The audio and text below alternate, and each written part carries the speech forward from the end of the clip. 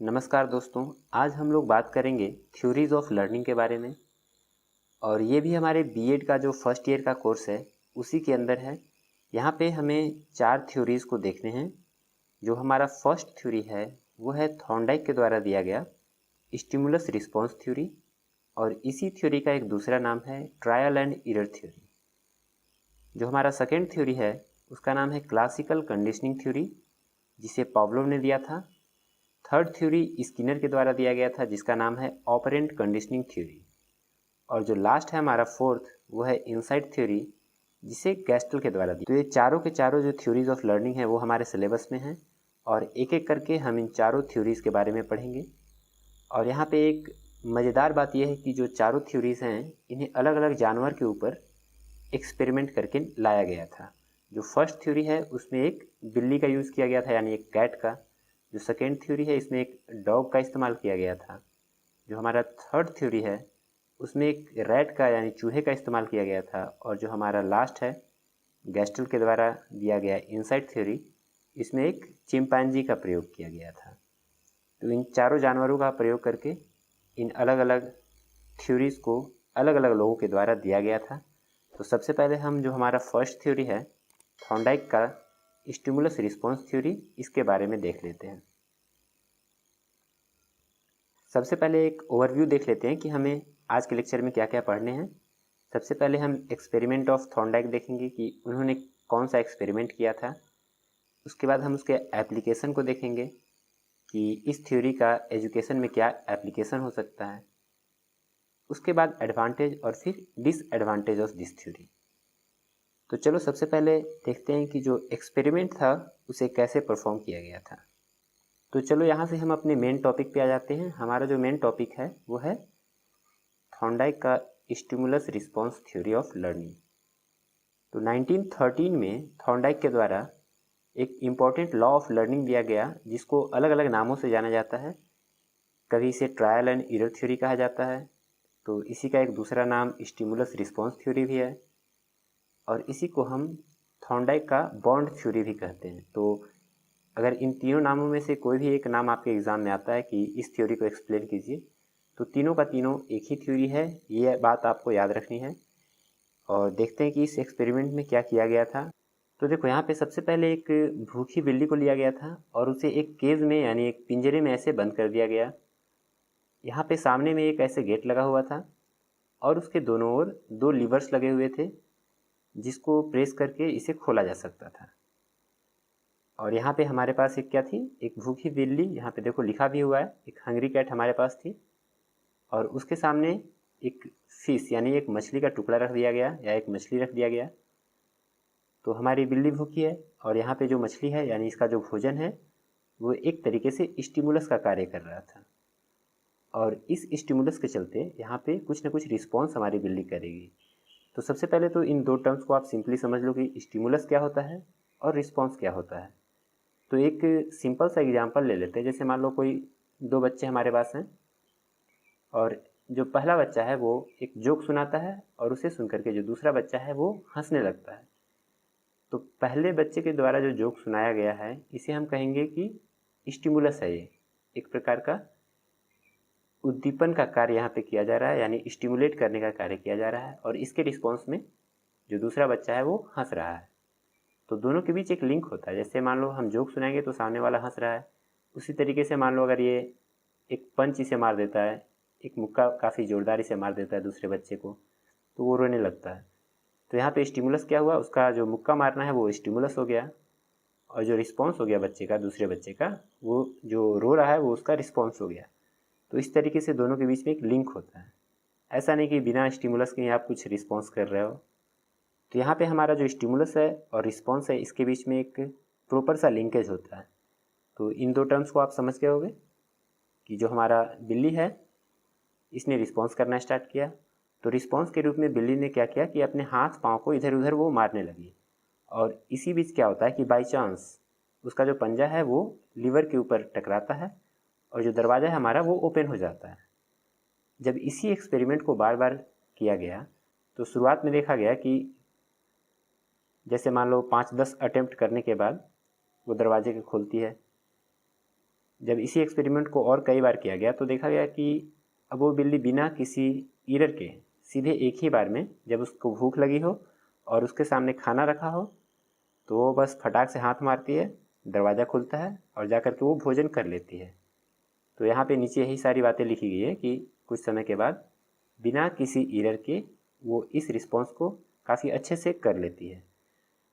तो ये हमारा कंप्लीट एक्सपेरिमेंट था थॉर्नडाइक का, और इसे स्टिमुलस रिस्पॉन्स थ्योरी क्यों नाम दिया गया है ये भी यहाँ से आप क्लियर कर पा रहे होंगे, क्योंकि एक स्टिमुलस और एक रिस्पॉन्स, इन दोनों का काफ़ी यहाँ पे अहम योगदान रहा है इस एक्सपेरिमेंट में, कि स्टिमुलस को देख करके रिस्पॉन्स यहाँ पे किया गया और इनके बीच एक काफ़ी प्रॉपर कनेक्शन था। तो इसीलिए इस एक्सपेरिमेंट का नाम रखा गया स्टिमुलस रिस्पॉन्स थ्योरी। अब देख लेते हैं कि इस एक्सपेरिमेंट के क्या क्या आउटकम निकल करके सामने आते हैं। जो फर्स्ट आउटकम है उसे हमने नाम दिया है मोटिव। इसका मतलब हुआ कि कोई भी टास्क को कंप्लीट करने के लिए कोई एक मोटिव ज़रूर होना चाहिए। जैसे इस एक्सपेरिमेंट में जो बिल्ली थी उसके सामने क्या मोटिव था कि उसे अपनी भूख को शांत करना है। उसे भूख लगी है तो उसे किसी भी प्रकार से अपनी भूख को शांत करना है, ये उसका मोटिव हो गया। जो सेकेंड पॉइंट है हमारा वो है गोल, कि वहाँ पे कुछ न कुछ गोल होना चाहिए और उस गोल को अचीव करने के पास में एक हिंड्रेंस यानी कोई रुकावट होनी चाहिए। जैसे मान लो ये बिल्ली थी, उसके सामने खाना था, तो क्या था, एक दरवाज़ा लगा हुआ था बीच में, वो एक तरीके से हिंड्रेंस का काम कर रहा है। अगर वो नहीं रहता तो वो तो सीधा जा कर के भोजन कर लेती। तो कुछ न कुछ हिंड्रेंस रहना चाहिए, तभी आप इस एक्सपेरिमेंट के द्वारा सीख सकते हो। जो थर्ड पॉइंट है वो है रैंडम मूवमेंट्स, कि इस गोल को अचीव करने के लिए या फिर प्रॉब्लम को सॉल्व करने के लिए यहाँ पे बिल्ली ने क्या किया, कुछ रैंडम मूवमेंट्स किए। ऐसा नहीं कि वो पहली बार में ही ऐसे ही हाथ मारती है और उसका दरवाज़ा जो है वो खुल जाता है। तो कुछ न कुछ रैंडम मूवमेंट्स आपको शुरू में करने पड़ेंगे, उसके बाद जा कर के आप सही से टास्क को कंप्लीट कर पाओगे। जो फोर्थ पॉइंट यहाँ पे हमने लिखा है वो है चांस सक्सेस। इसका मतलब हुआ कि इन रैंडम मूवमेंट्स के बाद कोई ऐसा मूवमेंट होगा जिससे आपको सक्सेस मिलेगी। ऐसा नहीं कि ये जो दरवाज़ा है आपने इसे अच्छे से सील कर दिया है, यहाँ पे आपने कांटी ठोक दिया, नट बोल्ट से इसे पूरी तरह से पैक कर दिया, तो वो कितना भी मूवमेंट कर ले दरवाज़ा खुलने नहीं जा रहा है, तो यहाँ पे हमारा चांस ऑफ सक्सेस 0 हो गया। तो ऐसा नहीं होना चाहिए, कुछ न कुछ चांस ऑफ सक्सेस रहेगी, तभी आप प्रॉब्लम को सॉल्व कर पाओगे या फिर इस एक्सपेरिमेंट का फ़ायदा उठा पाओगे। और जो हमारा लास्ट आउटकम आया है वो है सिलेक्शन ऑफ प्रॉपर मूवमेंट। इसका मतलब हुआ कि आपको कुछ प्रॉपर मूवमेंट को सेलेक्ट करने पड़ेंगे अपने गोल को अचीव करने में। जैसे अगर इस एग्जांपल की बात करें तो यहाँ पे जो हमारी बिल्ली थी उसने कुछ प्रॉपर मूवमेंट्स किए हैं। जैसे दरवाजे की तरफ उसने पंजे को मारा, इधर उधर उछल कूद मचाया, उसके बाद ही जा कर के इसका जो दरवाज़ा है वो खुला है और वो अपने गोल को अचीव कर पाई है, यानी जो फिश रखा हुआ था हमारे कटोरी में बाहर, वहाँ तक पहुँच पाई है। अगर इसकी जगह वो रैंडम दूसरे मूवमेंट को करती है, जैसे मान लो दीवार में जा कर के ऐसे हाथ से खुरच रही है या कुछ और कर रही है, तो वहाँ पे हम अपने गोल को अचीव नहीं कर पाते हैं। तो ये जो 5 हमारे ये आउटकम यहाँ से निकल करके इस एक्सपेरिमेंट से सामने आते हैं। अब देख लेते हैं कि इसके एप्लीकेशन क्या हो सकते हैं एजुकेशन के अंदर। जैसे आप बच्चों को पढ़ा रहे हो स्कूल में, तो इस थ्योरी को कैसे आप अप्लाई कर सकते हो या इससे क्या सीख। तो जो यहाँ पे हमारा फर्स्ट पॉइंट है उसमें लिखा गया है this law can be successfully used in the field of problem solving. मतलब प्रॉब्लम सॉल्विंग के फील्ड में आप इस एक्सपेरिमेंट का यूज़ कर सकते हो। जैसे शुरू में गलतियाँ होंगी, बच्चों से कुछ रैंडम मूवमेंट्स करेंगे और इसी तरीके से लास्ट में वो प्रॉब्लम को सॉल्व कर लेंगे। पहली बार में ज़्यादा गलती करेंगे, दूसरी बार में थोड़ी कम गलतियाँ करेंगे और कुछ रिपीटेशन के बाद एक ऐसा समय आएगा कि वो एक बार में चीज़ों को सॉल्व कर लेंगे। तो ये हमारा फर्स्ट एप्लीकेशन हो गया इस थ्योरी का। सेकेंड एप्लीकेशन है कि the student should be provided with necessary guidance during the course of making effort. यानी जब वो एफर्ट लगा रहे हों उस समय उन्हें कुछ गाइडेंस की ज़रूरत है, जिससे वो प्रॉब्लम को जल्दी सॉल्व कर सकें और चीज़ों को जल्दी से सीख सकें। जो यहाँ पे थर्ड एप्लीकेशन है उसमें लिखा गया है कि this theory clarifies that the students should be given maximum opportunities for exercise. यानी उन्हें मौका दिया जाना चाहिए ऐसा नहीं कि एक बार किसी ने गलती किया तो उसे आपने बोल दिया कि बस हो गया आपका, अब आप प्रैक्टिस ही मत करो, अब आप इसके लिए कोशिश ही ना करो। ऐसा नहीं करना है, क्योंकि कई गलत अटेम्प्ट के बाद ही एक सही अटेम्प्ट सामने निकल करके आएगा। नेक्स्ट पॉइंट में हमारा लिखा गया है कि इस थ्योरी में लर्निंग बाय डूइंग, यानी कि जो चीज़ों को खुद से करके सीखने की प्रवृत्ति होती है उस पर ज़्यादा फोकस दिया गया है। और जो हमारा लास्ट पॉइंट है उसमें लिखा गया है कि motivational techniques should be used under the learning process. इसके कहने का मतलब हुआ कि अगर कोई बच्चा है जो बार बार कोशिश करने के बाद भी प्रॉब्लम सॉल्व नहीं कर पा रहा है, तो आपको उसे मोटिवेट करना है, उसे वहीं पे रोक नहीं देना है कि आप ऐसा नहीं कर सकते। तो यहाँ पे हमारे ये सारे 5 एप्लीकेशन हो गए इस थ्योरी के, जिसे आप एजुकेशन के फील्ड में क्लासेस में बच्चों के ऊपर अप्लाई कर सकते हो। अब इसका एक इवेल्युएशन देख लेते हैं कि क्या इसके एडवांटेज हैं और क्या डिसएडवांटेज हैं। जो थॉर्नडाइक का लर्निंग थ्योरी है यानी स्टिमुलस रिस्पॉन्स थ्योरी है, इसके क्या क्या एडवांटेजेस हैं और क्या डिसएडवांटेजेस हैं। तो सबसे पहले इसके कुछ एडवांटेज को देखते हैं कि इसके क्या क्या फ़ायदे हैं। तो इस थ्योरी के द्वारा कुछ इम्पोर्टेंट लॉ हैं जो कि लर्निंग के प्रोसेस में काम आते हैं, उन्हें डिराइव किया जा सकता है। इसके द्वारा मोटिवेशन का जो सिग्निफिकेंस होता है उसके बारे में पता चलता है कि मोटिवेशन कितना ज़रूरी है बच्चों के लिए। नेक्स्ट पॉइंट में लिखा गया है कि ये एक प्रकार का साइंटिफिक फॉर्म ऑफ लर्निंग होता है,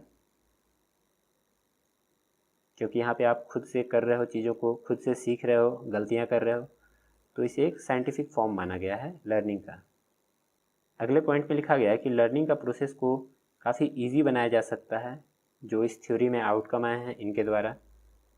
और जो लास्ट पॉइंट यहाँ पे मैंने ऐड किया उसमें लिखा गया है कि this theory consider trial and error as important form of the view point of learning, यानी ट्रायल एंड एरर का यूज़ करके खुद से ट्राई करना, चीज़ों को खुद से गलतियाँ करना, फिर उससे सीखना, फिर अगली बार कोशिश करना, तो इस तरीके का जो प्रोसेस है उसे अपनाया गया है। तो ये सारे इसके पॉजिटिव पॉइंट्स हो गए, यानी इसके एडवांटेजेस हो गए। अब चलो देख लेते हैं कि इसके क्या क्या डिसएडवांटेज हैं। जो फर्स्ट यहाँ पे डिसएडवांटेज हमारा दिया गया है उसमें ये बताया गया है कि ये जो थ्योरी है वो मेथड ऑफ लर्निंग के बारे में तो बताता है, लेकिन इसका जो काउज है उसके बारे में नहीं बताता कि ऐसा क्यों होता है। तो इसे आप फर्स्ट पॉइंट पे लिख सकते हो। जो सेकेंड पॉइंट है उसमें लिखा गया कि कुछ मीनिंगलेस अटेम्प्ट्स यहाँ पे किए गए हैं, तो इसे एक प्रकार का डिसएडवांटेज माना जा रहा है। उसी प्रकार से जो पॉइंट है उसमें बताया गया है कि अगर आप एक स्पेसिफिक मेथड से बताओगे बच्चों को तो वो थोड़ा ज़्यादा अच्छा रहेगा। ऐसी रैंडम मूवमेंट करने के लिए आप छोड़ दोगे तो वो थोड़ा यहाँ पे सही उसे नहीं माना गया है। तो ये हमारा थर्ड डिसएडवांटेज हो गया।